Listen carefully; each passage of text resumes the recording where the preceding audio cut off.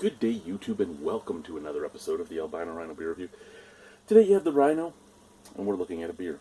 What beer are we going to look at? We're looking at this beer right here. It is one of the new Brook beers from the Pilot Project. This is Duplicitous. Duplicitous is their Citra Dry Hopped Goza. A Citra Dry Hopped Goza. Now, I love Citra hops, especially when fresh. This is extremely fresh. This beer was just announced just a few days ago. Who knows when this video goes up, but when this beer was put into my possession was just a few days after the announcement of it. It's 4% alcohol, as I said, and I love myself. Is it 4%? Up here it says 4% ABV, and down here it says 375 milliliters. That's just my blind eyes fucking around with me. Okay, so Citra Dry Hop Pale Ale. Love me some Citra Dry Hop Goza. Why did I say pale ale? I love me some Gozas, and I love me some Citra hops, so I'm actually really intrigued by this beer.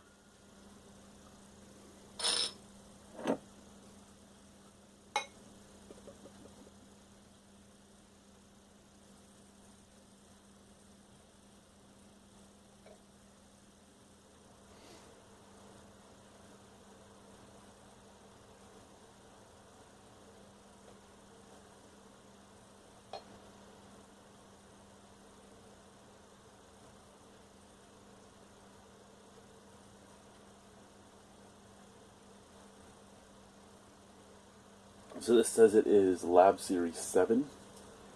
I wasn't able to get my hands on one of the creamsicle beers, which is unfortunate because I would have loved that too.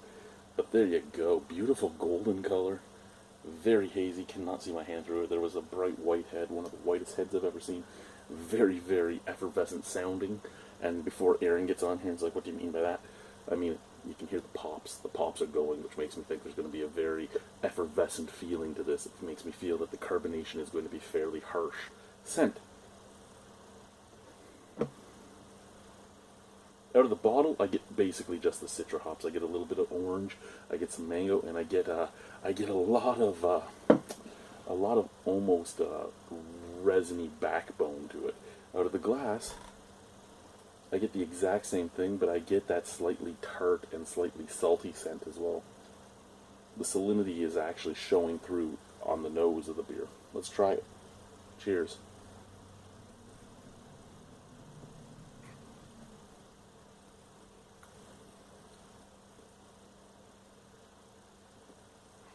Okay, you know what?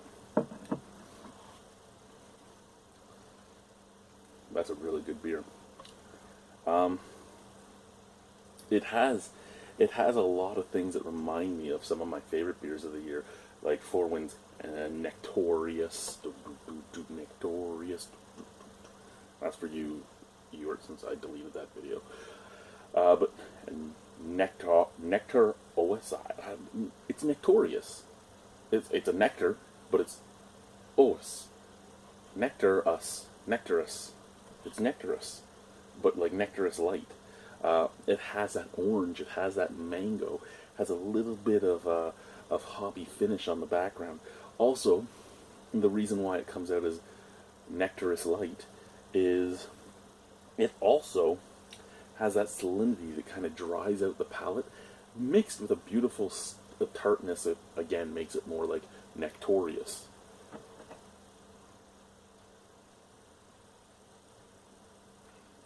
That's not a bad beer. I mean, I could drink this all night long.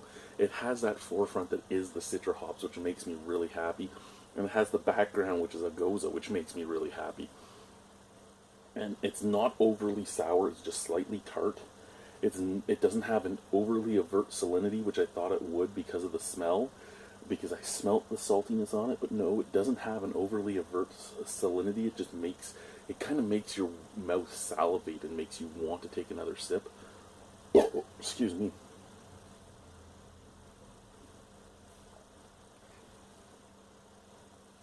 Very light bodied. The effervescence on this is not nearly what I thought it would be by the Snap Crackle Pop. Like, I can still hear Snap Crackle Pop in there. But when I drink it,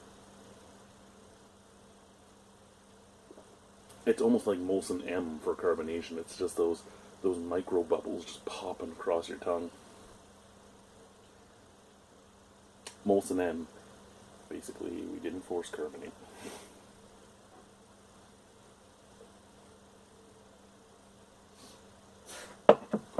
That's a really good beer. I could drink that all day, every day. And that means it is at least, now, Nectarous was almost a 10 out of 10 beer for me. I think this is Nectarous Light. I would give it a 8.5. Yeah, I'm going to give this an 8.5. So there's the big 8. I didn't make a balloon 5, I'm sorry. I should have made these into a balloon 8, but again, I'm slacking today. 8.5 out of 10 for Duplicity. It's a really good beer. It's a very, very easy drinking beer. The 8.5 is not talking about its drinkability. If I was talking about its drinkability, this is probably a 10 out of 10 beer. But this is, for me personally, this is its flavor plateau.